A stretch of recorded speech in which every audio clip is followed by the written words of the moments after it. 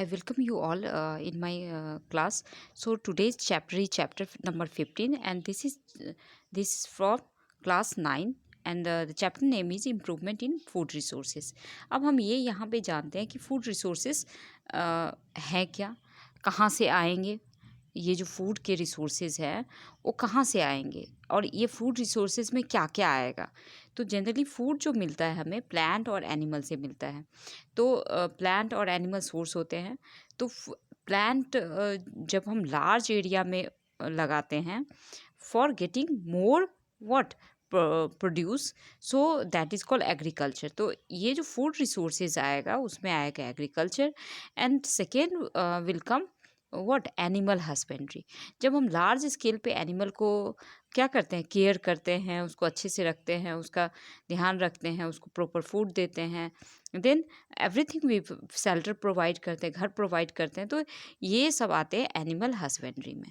तो food resources means what both the that is agriculture और animal husbandry, दोनों में इम्प्रूवमेंट करना। तो ये जो चैप्टर है वो बहुत ही इम्पॉर्टेंट इस लिहाज से है क्योंकि हम जो भी फूड खाते हैं that comes from what agriculture और that comes from what animal.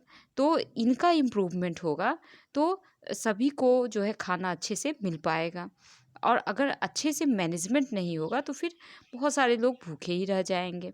तो ये जो चैप्टर घूम फिर के इन्हीं दो चीज़ों पे कंसंट्रेट करता है, कैसे एग्रीकल्चर को अच्छे से हम लोग जो है एग्रीकल्चर को कैसे इम्प्रूव किया जाए और एनिमल हस्बेंड्री कैसे और भी इम्प्रूवमेंट किया जाए। तो जनरली फूड जो होता है हम लोग खाते हैं और ये फूड से जो है क्या होता है, ग्रोथ होता है, एनर्जी मिलता है, जो कि 6 में हम लोग पढ़ लिए। ज़्यादा यहाँ पे हम लोग डिस्कशन नहीं करेंगे इसके बारे में। तो ये चैप्टर है और इसी के बारे में हमें पढ़ना है। यहाँ हमारा कंट्री, जैसा आपको पता है कि हमारा कंट्री बहुत ही पॉपुलस कंट्री है, बहुत ज़्यादा पॉपुलेशन है हमारे कंट्री में।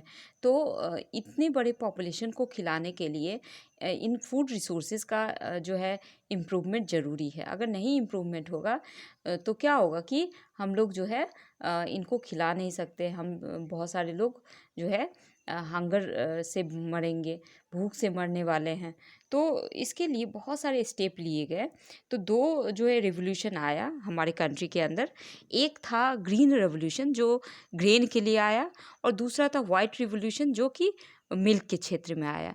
तो बहुत ज़्यादा जो है वीट प्रोडक्शन हुआ, बहुत ज़्यादा मिल्क प्रोडक्शन हुआ, ये सब क्षेत्र में आया।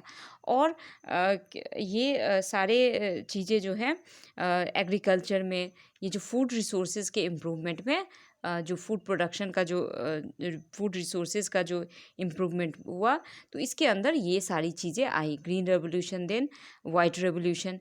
तो इम्प्रूवमेंट हुआ। अब बात ये आ गई कि हमने तो बहुत सारा प्रोडक्शन कर दिया, हमने घर जो है दुकान भर दिए, बट परचेजिंग कैपेसिटी भी होनी चाहिए। तो अब परचेजिंग कैपेसिटी कैसे होगा, क्योंकि हमारा देश जो है फार्मर का देश है और फार्मर के पास इतने पैसे नहीं हैं, बहुत ज़्यादा पैसे नहीं हैं, तो वो लोग कैसे करेंगे अपने स्तर पे। तो फिर क्या इस क्षेत्र में क्या ज़रूरत पड़ा, साइंटिफिक मैनेजमेंट प्रैक्टिसेस लाने की ज़रूरत पड़ी। तो इस चैप्टर में जो है हम लोग देखेंगे कि कैसे जो है दोनों क्षेत्र में, एग्रीकल्चर के क्षेत्र में और एनिमल हस्बेंड्री के क्षेत्र में कैसे केयर करना है ताकि ज़्यादा से ज़्यादा प्रोडक्शन हो, ताकि ज़्यादा से ज़्यादा फार्मर जो है वो बेच के भी कुछ अपने लिए भी रख पाए और फिर कुछ जो है कुछ जो है बचा भी पाए, वो बेच पाए, कमर्शियली भी वो रीच हो पाए। तो इस सब चीज़ों पे ध्यान दिया गया है। तो फर्स्ट जो हम लोग पढ़ेंगे यहाँ पे improvement in crop yield. Now we are going to read about improvement in crop yield. तो क्रॉप जो है जनरली क्रॉप जो लगाए जाते हैं वो फूड प्रोवाइड करते हैं हम लोगों को, और ये फूड जो है न्यूट्रिएंट प्रोवाइड करते हैं, और ये न्यूट्रिएंट जो है डिफरेंट जैसे ग्रोथ के लिए, देन एनर्जी प्रोवाइड करते हैं, देन प्रोटेक्ट करते हैं डिजीजेस से, फिर एनिमल के लिए भी ये जो है फॉडर का काम करते हैं। तो ये चीज़ें लगाई जाती हैं। तो सबसे पहले जो पर्पस है सीरियल क्रॉप्स लगाने का, that purpose is to give what carbohydrate, energy requirement पूरा होना। देन पल्सेस जो है हम लोग लगाते हैं to give what protein provide करना जिससे कि ग्रोथ हो। देन सीड लगाने का पर्पस है फैट प्रोवाइड करना, जो लिंसलीड है, सनफ्लावर है, मस्टर्ड है, कैस्टर है, ये सब का तेल हम लोग खाते हैं और तेल से क्या मिलता है, फैट मिलता है। वेजिटेबल फ्रूट है, ये हमें विटामिन्स प्रोवाइड करता है जो कि, और उसके साथ बहुत सारे प्रोटीन्स भी होते हैं, कार्बोहाइड्रेट भी होते हैं, फैट होते हैं, लेकिन मैक्सिमम अमाउंट क्या होता है, विटामिन्स का होता है। देन कुछ फॉडर क्रॉप्स भी हैं जो कि फॉडर के लिए फॉडर जो चारा होता है जो एनिमल्स के लिए लगाया जाता है। तो ये सारे क्रॉप हैं। Now you can C different type of crops. Figure आप देख सकते हैं डिफरेंट टाइप ऑफ क्रॉप्स का। मटर है, पी है, सनफ्लावर है, देन जो है वीट है, देन राइस है, ये सब सारे हैं। तो ये जो डिफरेंट क्रॉप्स जो होंगे जिसके बारे में हम लोगों ने पढ़ा, तो उसके लिए डिफरेंट क्लाइमेटिक कंडीशन चाहिए, टेम्परेचर चाहिए, फोटो पीरियड्स चाहिए और फ़ोटो पीरियड चाहिए उनके लाइफ साइकिल को कंप्लीट करने का। तो जनरली क्रॉप को 3 to 4 मंथ्स लगते हैं मैच्योर होने के लिए। तो ये जो फ़ोटो पीरियड है, photo again light, photo period means light, तो duration of sunlight. So it also depend on duration of sunlight. तो नया वर्ड आया photo periods means duration of sunlight. Photo means what, light. तो duration of sunlight पे depend करता है।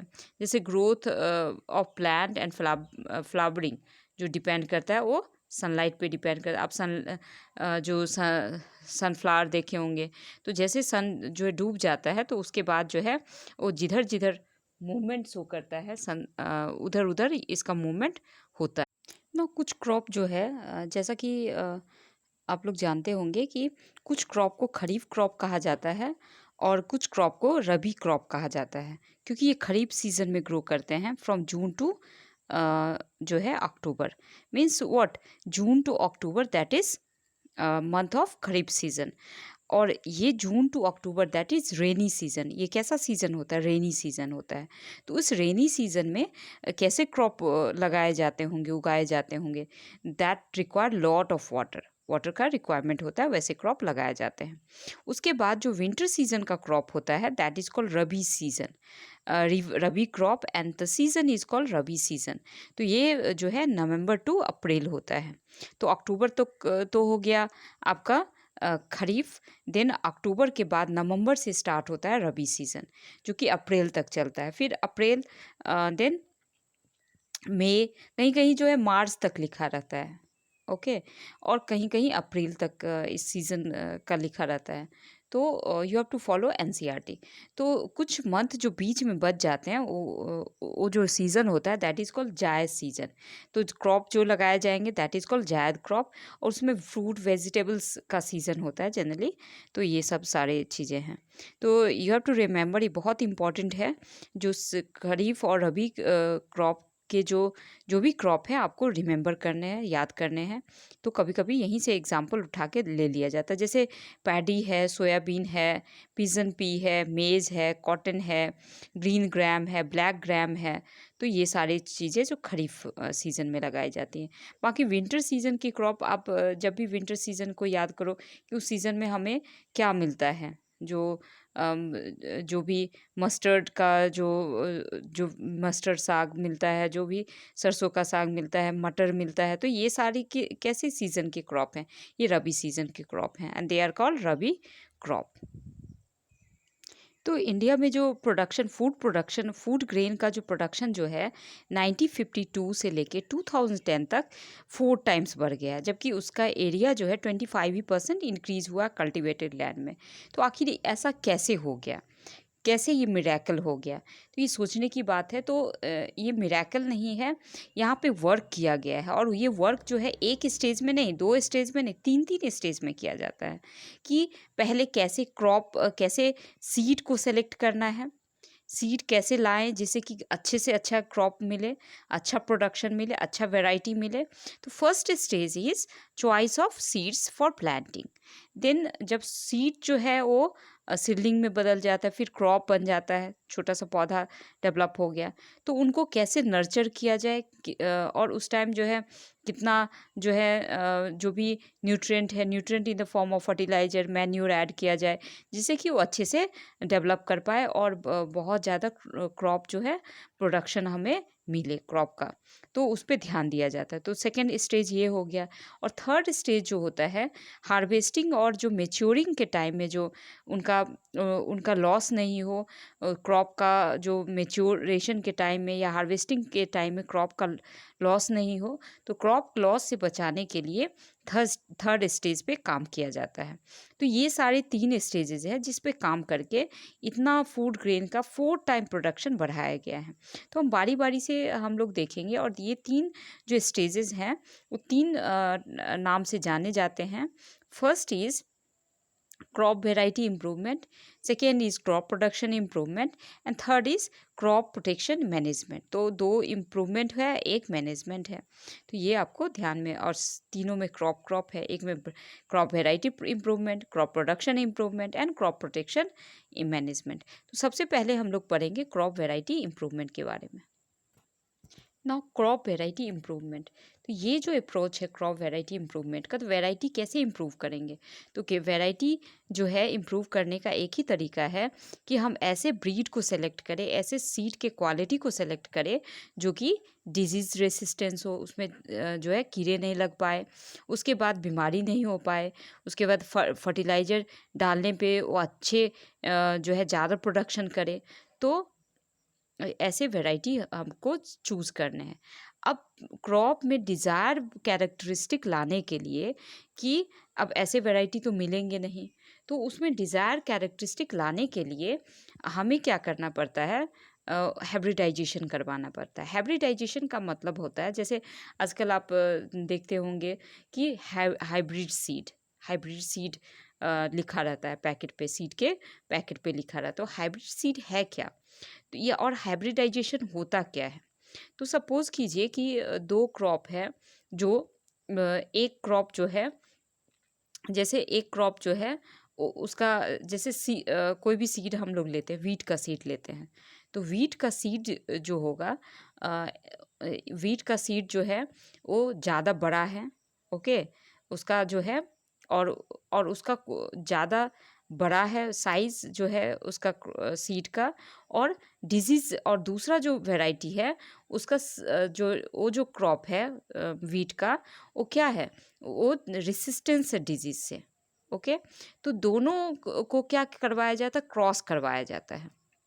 और ये क्रॉस करके जो जो रिजल्टेंट सीड मिलता है उसमें दोनों कैरेक्टरिस्टिक होगा। जो जो सीड मिलेगा उसमें क्या कैरेक्टरिस्टिक होगा? उसका सीड का साइज़ भी बड़ा होगा और वो रेसिस्टेंस भी होगा डिजीज़ से। तो इस तरह क्रॉसिंग करवाया जाता है और this crossing is called hybridisation. और ये जो हाइब्रिडाइजेशन जो होता है ये किसके बीच में? Between genetically dissimilar plant. तो जेनेटिकली दोनों के जीन जो है अलग है, दोनों के क्रोमोसोम जो पढ़े थे आप इसमें सेल चैप्टर में, तो क्या होता है? जीन डिटरमाइन करता है और सभी में क्रोमोसोम होते हैं। क्योंकि ये प्लांट सेल है, प्लांट सेल में क्या होगा? न्यूक्लियस होगा, न्यूक्लियस के अंदर न्यूक्लियोलस होगा और न्यूक्लियोलस होता है और क्रोमोसोम होता है, क्रोमोसोम के अंदर जीन होता है। तो उस जीन जो 2 जो डिफरेंट वेराइटीज़ हैं, जेनेटिकली डिफरेंट है, दोनों के जीन अलग-अलग हैं। दोनों को क्या किया गया? दोनों को क्रॉस करवाया जाएगा और ये क्रॉस करवाने के बाद जो सीड होगा उसमें डिज़ायर क्वालिटी आएंगे and this process is called hybridisation. इस प्रोसेस को कहा जाता है हाइब्रिडाइजेशन कहा जाता है। अब क्रॉसिंग जो होगा may be inter varietal between different varieties. Crossing क्या होगा? डिफरेंट वेराइटीज़ के बीच में होगा। मतलब क्या होगा कि inter varietal means different varieties के बीच में होगा। देन डिफरेंट स्पीसीज़ के बीच में होगा of same genus. Then different between different genera. तो ये इसके बीच में होगा क्रॉसिंग। और इस तरह जो है इस तरह जो है इम्प्रूव वैरायटी मिलेगा। अगर मान लीजिए कि उस तरह का हमारे पास प्लांट नहीं है जो हम चाह रहे हैं, तो हम क्या करेंगे कि ऐसे जीन को इंट्रोड्यूस करवाया जाता है उस क्रॉप में, उस सीड में ऐसे जीन को इंट्रोड्यूस करवाया जाएगा जिसके क्वालिटी जो है हम चाह रहे हैं, डिज़ायर कैरेक्टरिस्टिक है। तो इसको कहा जाता है जेनेटिकल। ये जो सारे कुछ हम लोग किए तो उसको जीन को इम्प्रूव किए, और जीन ही इम्प्रूव होगा तो क्या हो जाएगा, उसका क्वालिटी अपने आप सही हो जाएगा, क्योंकि जीन ही जो है वो डिटरमाइन करता है कैरेक्टरिस्टिक, कौन कैसा होगा जीन डिटरमाइन करता है। तो ये जेनेटिकली ये कैसे क्रॉप हो जाएंगे, जेनेटिकली मॉडिफाइड क्रॉप। तो हमने क्या काम किया, हमने जीन पे काम किया, और जीन पे काम करने के बाद जो सीड मिला that is called genetically modified seed. इसको कहा जाता है जेनेटिकली मॉडिफाइड सीड कहा जाता है। तो ये जो सीड जो होंगे, ये जो वेराइटीज़ होगा क्रॉप का, वो हाई यील्ड देगा अंडर डिफरेंट कंडीशन। मतलब क्या होगा कि डिफरेंट एरियाज डिफरेंट कंडीशन है, कहीं पे बहुत सूखा पड़ रहा है, कहीं पे बहुत जो है पानी है, कहीं पे कुछ है। तो डिफरेंट कंडीशन है और डिफरेंट एरियाज है, तो उसके अंदर में ये हमेशा ज़्यादा जो है यील्ड देगा, बहुत ज़्यादा प्रोडक्शन होगा। तो फार्मर को जो, क्योंकि फार्मर ही ये काम करेंगे, तो सीड जो है फार्मर को प्रोवाइड करवाना चाहिए जिससे कि फार्मर ग्रो करे और उनको अच्छा से अच्छा जो है क्रॉप मिले। अब यहाँ पे जो क्रॉप यील्ड जो होगा वो रिलेटेड होगा, वेदर से भी रिलेटेड होगा, सॉइल क्वालिटी से भी रिलेटेड होगा, सॉइल का क्वालिटी और अवेलेबिलिटी ऑफ वाटर से भी रिलेटेड होगा। ये तीनों चीज़ से रिलेटेड होगा, मतलब मौसम से भी रिलेटेड हुआ, फिर सॉइल का क्वालिटी से भी रिलेटेड हुआ, और availability of water, water soil और क्लाइमेट, ये तीनों फैक्टर जो है इसको इम्प्रूव, इसको अफेक्ट करेंगे। और जो वेदर कंडीशन होगा, ये वेदर कंडीशन को तो हम लोग नहीं समझ पाएंगे कि कैसा वेदर होगा, तो इसकी ऐसी वेराइटीज़ होगी कि कोई भी कंडीशन में ये अच्छा से अच्छा यील्ड हमें देगा। तो अभी जो है जैसे बहुत ज़्यादा सैलिनिटी है, सॉल्ट बहुत ज़्यादा सॉइल में है, तो ऐसे वैरायटी को जो है ऐसे वैरायटी को बनाया गया है जो कि उस सैलिनिटी को में भी अच्छा क्रॉप देगा। तो और कुछ फैक्टर है उस पे जो है काम किया जाता है, काम किया जा रहा है।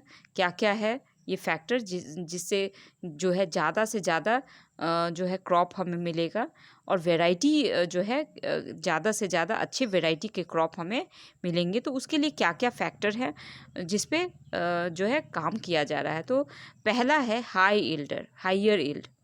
तो प्रोडक्टिविटी को बढ़ाना है, तो यही फर्स्ट फैक्टर तो यही हो गया कि पहला जो फैक्टर जो ध्यान में रखा जाता है वो ध्यान में रखा जाता है कि ज़्यादा से ज़्यादा जो है प्रोडक्शन हो, क्योंकि ज़्यादा से ज़्यादा प्रोडक्शन होगा तभी हम जो फार्मर है वो अपने लिए भी बचाएंगे, और कुछ जो है उससे उनको जो है कमर्शियल जो है पैसे भी मिलेंगे। तो इस पे ध्यान दिया जाता है। तो सबसे पहला जो है हायर यील्ड, ओके, तो ज़्यादा से ज़्यादा प्रोडक्शन होगा। दूसरा होता है इम्प्रूव्ड क्वालिटी। दूसरा क्या है, तो इम्प्रूव क्वालिटी में आ जाएंगे कि क्वालिटी इम्प्रूव करना है। जैसे पल्सेस हम लोग क्यों उगाते हैं, ये प्रोटीन के लिए। जो आयल सीड क्यों उगाते हैं, फैट के लिए।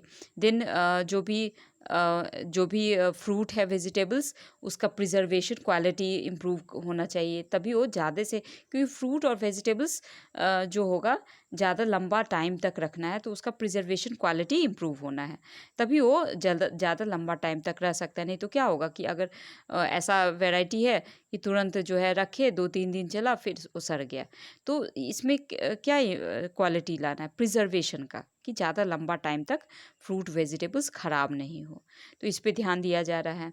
तो क्वालिटी इम्प्रूवमेंट में वही है कि जो जिस पर्पस के लिए क्रॉप लगाया जा रहा है उस पर्पस को जो है वो पर्पस पूरा हो। ओके, तो ये सब सारी चीज़ें हैं। जैसे आयल सीड के में आयल क्वालिटी अच्छा हो, पल्सेस में प्रोटीन क्वालिटी अच्छा हो, देन ये सब है।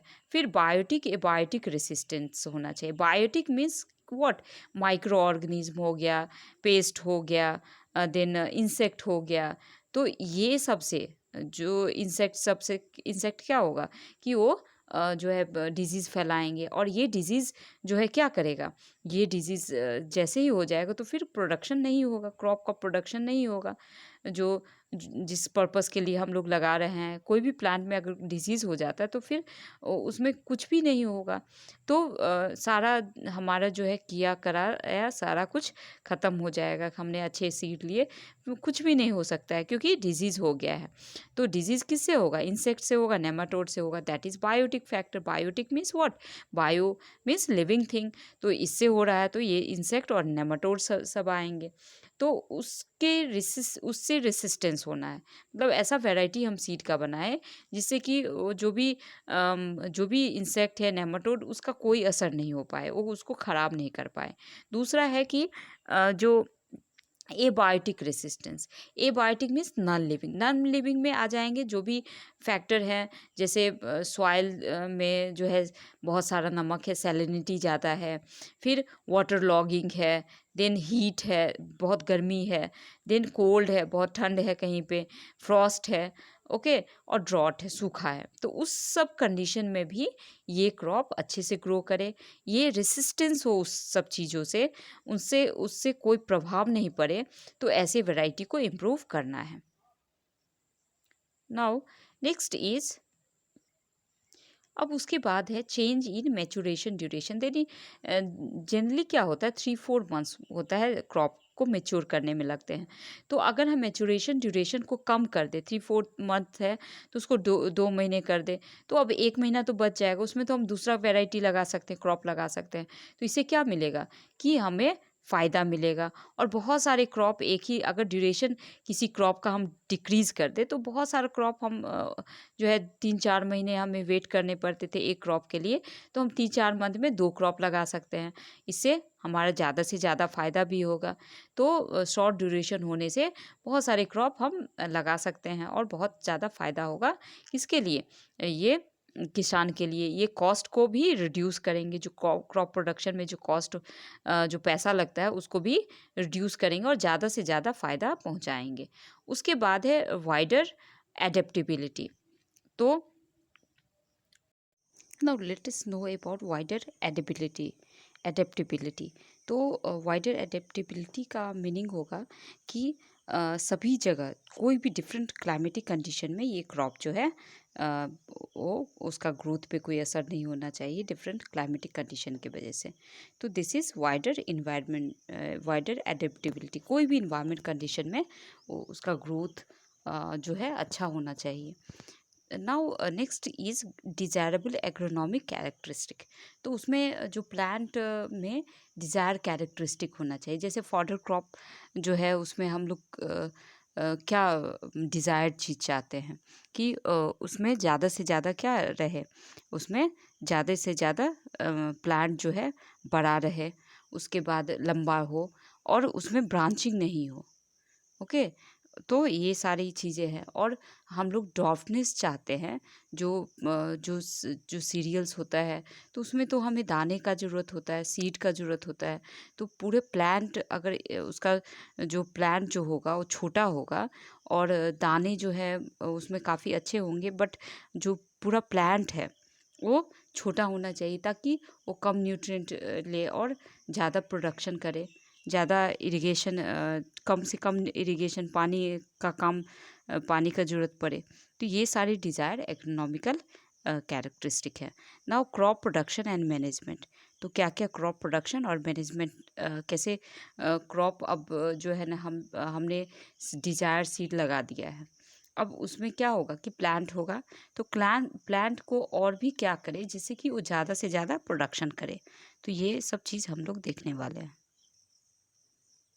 तो यहाँ पे क्रॉप प्रोडक्शन मैनेजमेंट में फार्मर की जो फिनेंशियल कैपेसिटी है, मींस मनी मैटर, उस अगर जो है जैसा रहेगा, फार्मर के पास डिफरेंट फिनेंशियल कंडीशन है, that is related to money. तो कुछ रिच है, कुछ पुअर है, तो उसके अकॉर्डिंग वो साइंटिफिक जो भी टूल्स है, जो भी टेक्नोलॉजी है फार्मिंग में वो यूज़ करेंगे। तो उसके अकॉर्डिंग जो है 3 लेवल होगा।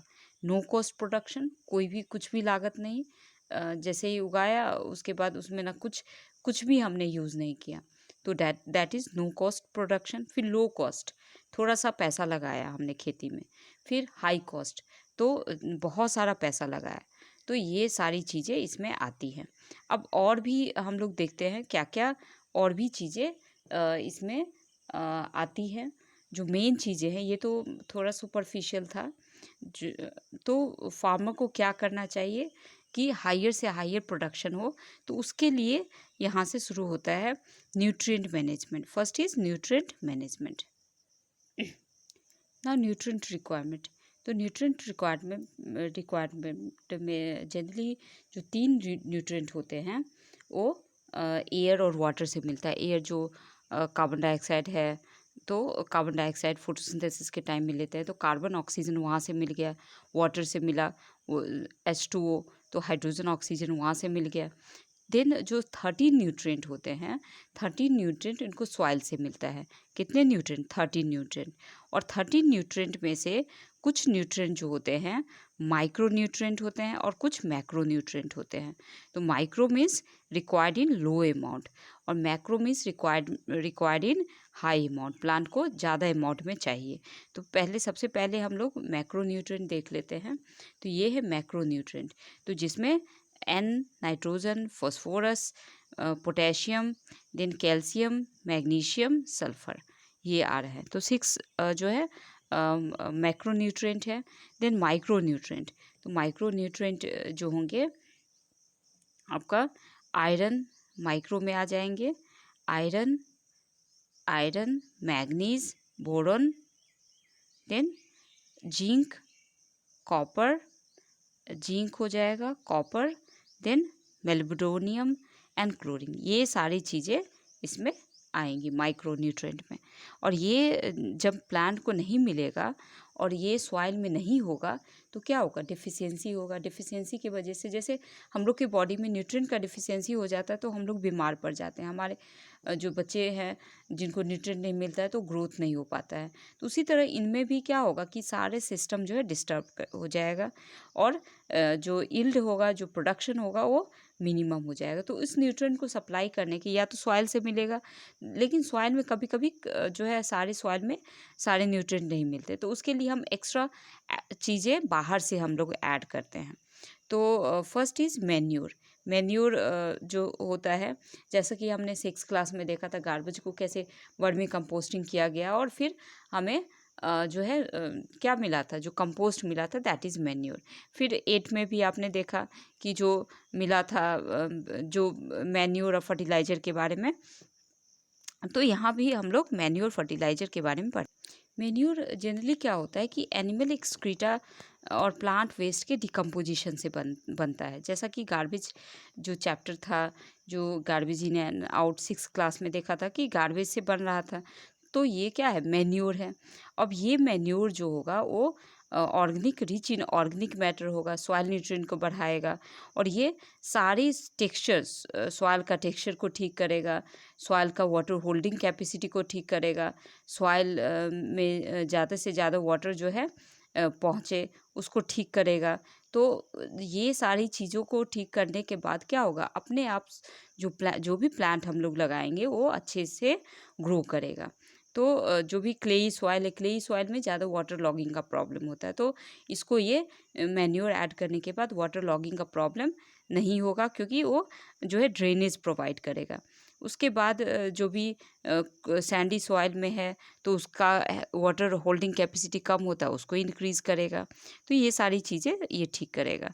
तो जो भी अब जैसे जो भी और एक बहुत इम्पॉर्टेंट है, जो भी गार्बेज हमारे घर में होगा तो ज़्यादा उसका प्रोपोर्शन होता है किचन वेस्ट का, तो उसको भी हम लोग क्या कर सकते हैं? रिसाइकिल कर सकते हैं। ऐसे वो क्या बनता है कि इन्वायरमेंट को पॉल्यूट करता है। अभी क्या हो रहा है कि वो न्यूट्रिएंट प्रोवाइड करेगा। तो बहुत ही ये जो रिसाइकिलिंग है फार्म वेस्ट का, ये तरीका बहुत ही बेस्ट तरीका है। अब हम लोग देखेंगे कि कैसे जो है ये मैन्योर हमें मिलेगा। फर्स्ट जो हमने 6 क्लास में पढ़ लिया था कंपोस्टिंग, सारे जो भी एनिमल एक्सक्रीटा है, फार्म वेस्ट है, सबको एक गड्ढे में डाल देना और उसके बाद जो है कुछ दिन के बाद वो क्या हो जाएगा, वो पिट में वो कंपोस्ट बन जाएगा।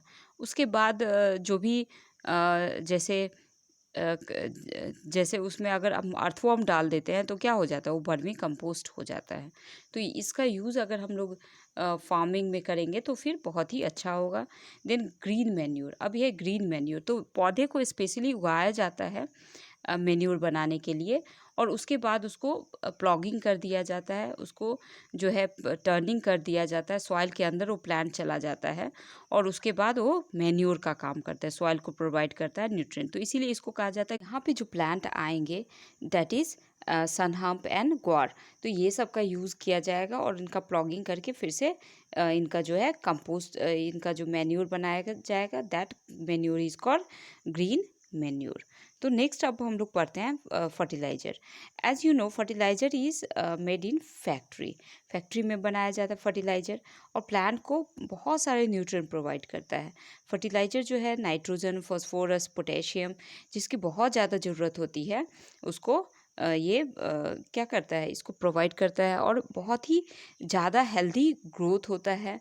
और ये जो होता है हाई कॉस्ट फार्मिंग होता है, क्योंकि जो मेन्योर वाला जो फार्मिंग है वो क्या है कि लो कॉस्ट है। उसमें क्या कर रहे हैं हम लोग, घर के गार्बेज को ही चेंज कर रहे हैं, उसको मैन्योर बना रहे हैं। बट यहाँ पे जो है ख़रीदना है आपको, फर्टिलाइज़र फैक्ट्री में बनता है और ये हाई कॉस्ट फार्मिंग के अंदर आएगा और ये हाई यील्डिंग करेगा और बहुत ज़्यादा जो है एक क्रॉप का प्रोडक्शन होगा कंपेयर टू मैन्योर। मैन्योर से बहुत ज़्यादा जो है बहुत ज़्यादा इसमें प्रोडक्शन होने का संभावना रहता है। देन तो फर्टिलाइज़र जो ऐड करने, फर्टिलाइज़र जब हम लोग डालते हैं तो कुछ चीज़ें केयर करने की होती है कि उसका प्रॉपर डोज देना। बहुत एक्सेसिव अगर डाल देते हैं तो क्या हो जाएगा, उससे वो जो है बह के वाटर बॉडी में चला जाएगा और वाटर को पॉल्यूट करेगा। तो इसको हम लोगों को ध्यान देना है, टाइम ध्यान देना है कि कब डालना है, और उसके बाद पहले क्या क्रॉप का प्रोडक्शन देखना है, उसका ग्रोथ देखना है, और उसके बाद क्या होता है, कितना ग्रोथ होता है, तो उसको देखना है, ऑब्ज़र्व करना है। तो ये सारी बातें ध्यान में देनी है। लेकिन जब हम कंटिन्यूस यूज़ करते हैं फर्टिलाइज़र का, ठीक है बहुत ज़्यादा ग्रोथ देता है, बट कंटिन्यूस यूज़ करने से सॉइल जो है इनफर्टाइल हो जाता है और सॉइल की फर्टिलिटी बिल्कुल ख़त्म हो जाती है, क्योंकि ऑर्गेनिक मैटर जो होता है वो सॉइल का नहीं आ पाता है, क्योंकि जो माइक्रो ऑर्गेनिज्म सॉइल के होते हैं वो फर्टिलाइज़र के यूज़ से उनको नुकसान पहुंचता है और वो ऑर्गेनिक मैटर नहीं रिटर्न हो पाता है सॉइल में। तो माइक्रो ऑर्गेनिज्म ऑर्गेनिक मैटर बनाते हैं तो ये नहीं रिटर्न हो पाता है। तो शॉर्ट टर्म के लिए ठीक है, शॉर्ट टर्म में बहुत ज़्यादा प्रोडक्शन देगा, लेकिन लॉन्ग टर्म के लिए हमेशा मैन्योर ही अच्छा होता है और सॉइल की फर्टिलिटी को वही बढ़ाता है। और एक वर्ड आया है ना, ऑर्गेनिक फार्मिंग की बात आती है, तो ऑर्गेनिक फार्मिंग जो होगा इसमें मिनिमम यूज़ होगा फर्टिलाइज़र का, then maximum use of what, maximum use of manure, ना हर्बिसाइड का यूज़ होगा, ना पेस्ट, कोई भी केमिकल का यूज़ नहीं होगा। फिर जो भी यूज़ होगा वो जैसे बायो फर्टिलाइज़र हम लोग यूज़ करते हैं, जैसे हमने यूज़ किया ब्लू ग्रीन एल्गा यूज़ किया, देन देन हमने जो है नीम लीव्स, टर्मरिक का यूज़ किया ग्रीन स्टोरेज के लिए बायो पेस्टिसाइड के रूप में। उसके बाद जो क्रॉप पैटर्न जो है, क्रॉपिंग पैटर्न हमने अपनाया, क्रॉपिंग सिस्टम हमने अपनाया, inter cropping, mix cropping, crop rotation, ये सब सारी चीज़ें। और ये सारे क्रॉपिंग सिस्टम जो है वो वीड को कंट्रोल करने में, इंसेक्ट को कंट्रोल करने में, पेस्ट को कंट्रोल करने में ये सब यूज़फुल है। तो ये सारी चीज़ें जो है यूज़फुल है, और this is bio what organic farming.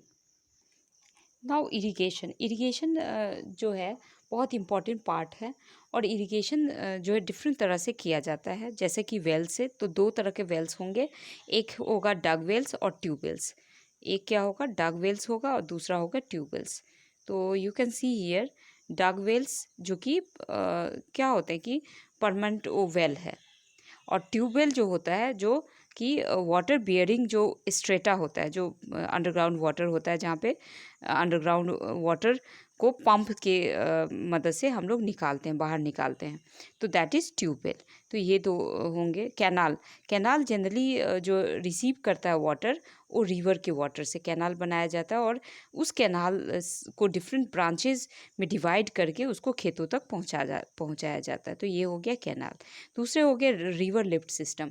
अब जो है इनसफिशिएंट जो है रिजर्वियर है वहाँ पे इनसफिशिएंट, तो वहाँ पे डायरेक्टली क्या किया जाता है, रिवर से पानी को निकाला जाता है और उसके बाद जो है वो सप्लाई किया जाता है जो भी एरिया है रिवर के नज़दीक उसको सप्लाई किया जाता है। तो this is river lift system. Now tank, छोटे छोटे टैंक बनाए जाते हैं और जो कि उसमें वाटर होता है जो खेतों के पास बनाया जाता है, उसे जो है इरिगेशन किया जाता है। नाउ कुछ चेक डैम्स भी बनाए जाते हैं और वाटर हार्वेस्टिंग सिस्टम को भी अपनाया जाता है, watershed management, then water harvesting system. और ये चेक डैम जो होते हैं, स्मॉल चेक डैम जो होते हैं, ये जो है ग्राउंड वाटर लेवल को भी बढ़ाते हैं और जिसकी वजह से जो है ये इरिगेशन जो है अच्छे से हो पाता है। Now we are going to study about cropping pattern. Cropping pattern के बारे में हम लोग जानेंगे। क्रॉपिंग पैटर्न में दो तीन जो टर्म आएंगे। First is mix cropping. अब इसमें क्या होता है कि मिक्स क्रॉपिंग जो किया जाता है, एक लैंड पे दो तीन तरह का क्रॉप लगाया जाता है इकट्ठा।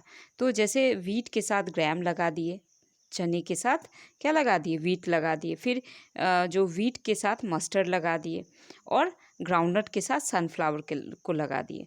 तो इससे क्या होगा कि जो भी पेस्ट, जो भी डिजीजेज, एक जो क्रॉपिंग पैटर्न का जो मेन जो मकसद होता है इस तरह का, मिक्स क्रॉपिंग में हम देखेंगे और इंटर क्रॉपिंग में, इस दोनों का ये मकसद होता है कि जो डिफरेंट तरह के क्रॉप है वो डिफरेंट न्यूट्रिएंट का उनको रिक्वायर्ड होगा। ये नहीं कि एक तरह का क्रॉप रहेगा तो एक ही तरह का न्यूट्रिएंट वो लेगा।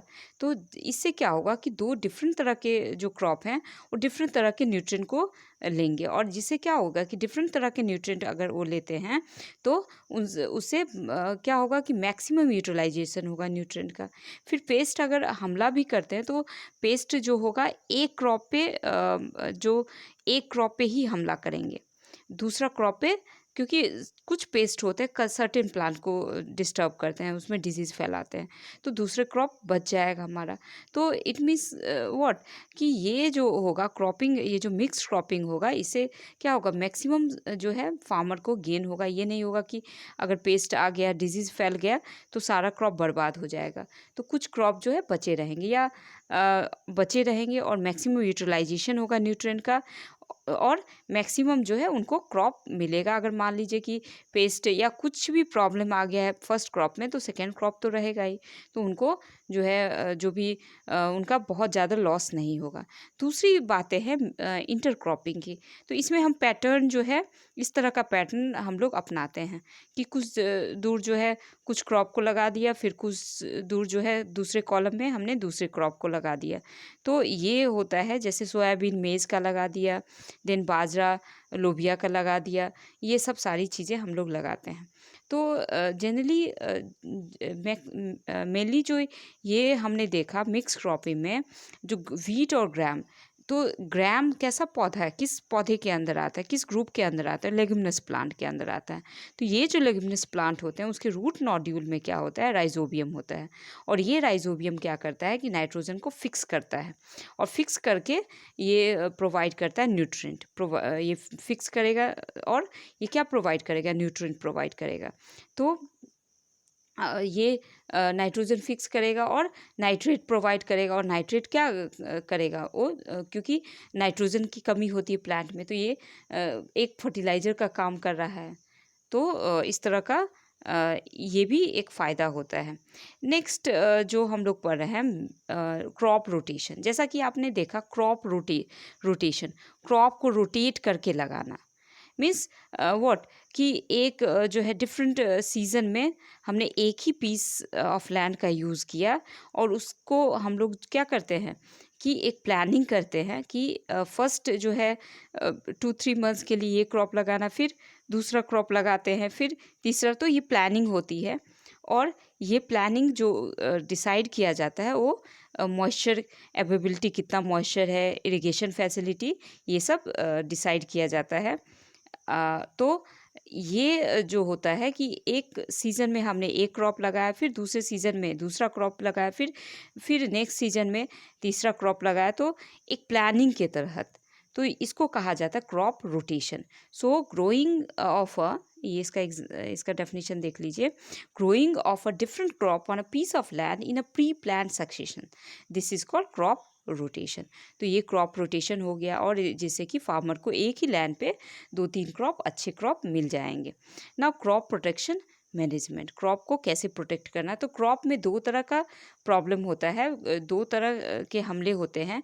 एक होता है प्लांट से, और दूसरा होता है जो भी पेस्ट है, paste that is insect. Insect से हमला होता है और उनको डिजीज़ फैलने का चांस ज़्यादा रहता है। तो जैसे वीड जो होंगे वो क्या होंगे, अनवांटेड।